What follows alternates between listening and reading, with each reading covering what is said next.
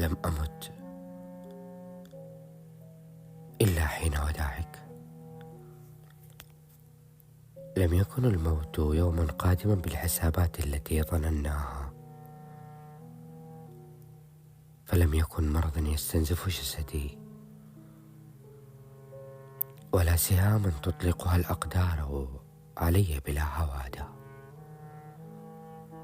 فالموت في جوهره الأعمق لحظة رحيل لا رجوع بعدها،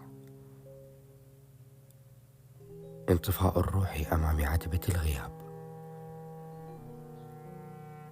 الإدراك المرير أن ما كان لن يكون أبدا.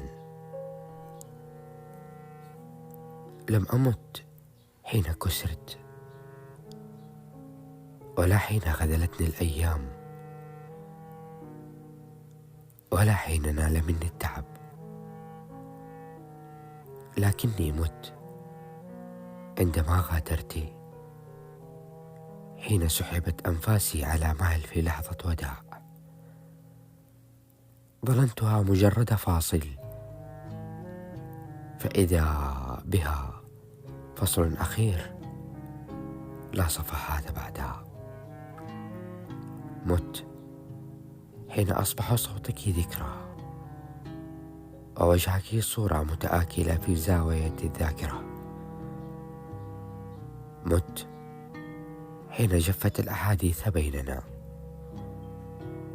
ليس بالصمت